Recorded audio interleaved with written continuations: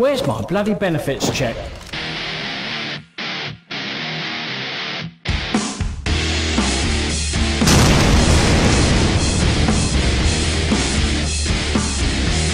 Welcome back to Payday 2 Mod of the Week, a weekly series that highlights a specific or multiple mods from Payday 2. Last week's episode can be found in the description, so go and check that out.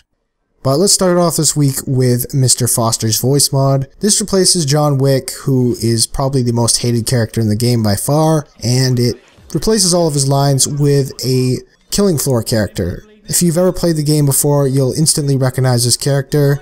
He's got some very distinct lines, and they're a hell of a lot more interesting than any of John Wick's lines. So here's a quick sample of some of the cooler voice lines that he's got, and you can tell from this whether you like this character or not.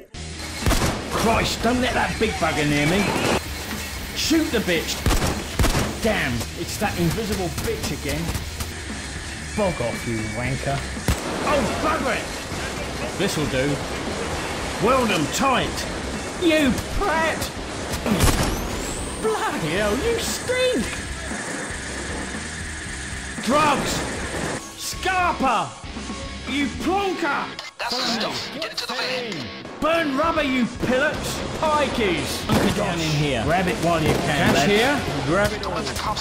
Alright, so as you can tell, there's some pretty cool lines in there. My personal favorite is the Cloaker and Bulldozer lines. Now, the lines are a bit buggy when pointing at special enemies. That's the only really issues I've had with this mod so far. Other than that, I haven't really had any, like, crashes or disconnects. And for the most part, it works other than that. Even if somebody else is using Wick, you'll still hear the voice lines. And yeah, it's pretty cool. It's also compatible with the Payday 1 heist mod that recently came out. He's got his own gas mask icon and description in-game if you're using that. So it is recommended to install them together. I'm not running them just because I have the weapon customization mod also enabled, and I didn't want to stack too much stuff on top of it. It now comes with an optional HUD files to replace Wick's name, AI mask, Wick icon, and Payday the HUD Wick profile and name. Foster calls Hoxton Governor since he has pals with him. Foster calls Houston Wanker to follow in Hoxton's footsteps. Foster calls Dallas nicknames that start with the letter P. Foster calls Chains by completely random nicknames. Foster calls Wolf mate.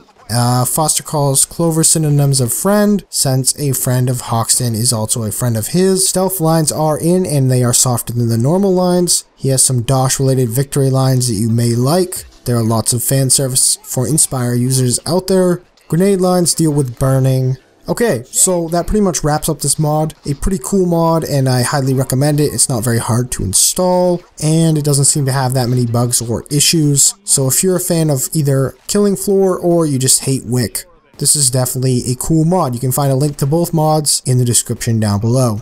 Okay, so the next mod up is another weapon customization mod. However, unlike last week's Goon mod, this deals with swapping out parts between weapons. There is also some new assets in for your parts. So you do actually have to kind of go into the game files to change around the assets, but it's really not that hard. All it is you swapping numbers from a key into what you want to replace. So for example, if the default stock on your AR is 6, which you will match up with the local file at the bottom of the key, and you want to put on the default AK stock on your M4, and the default AK stock is, for example, 12, then you will just change the 6 to a 12 under local, and that's it. That's all you have to do, and then you have to scroll down and figure out each part of the gun and swap it out for other guns. For example, you can swap out the magazines, you can swap out pretty much everything on the gun, and honestly, as long as you're fine with going briefly into the code and just matching things with an answer key basically, then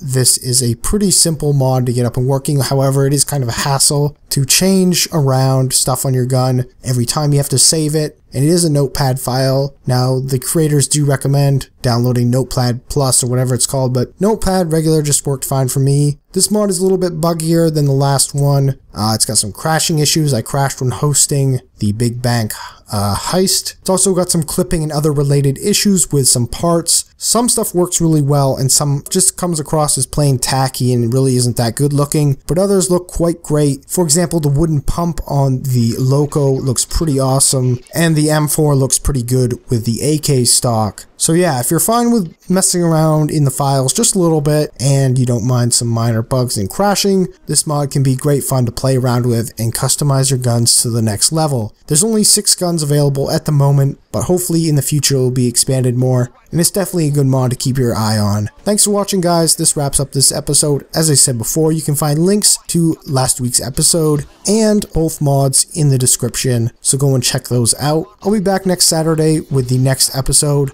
and in the meantime I'm going to be working on some more unique content for the channel. I'm out, and have a good day. Peace.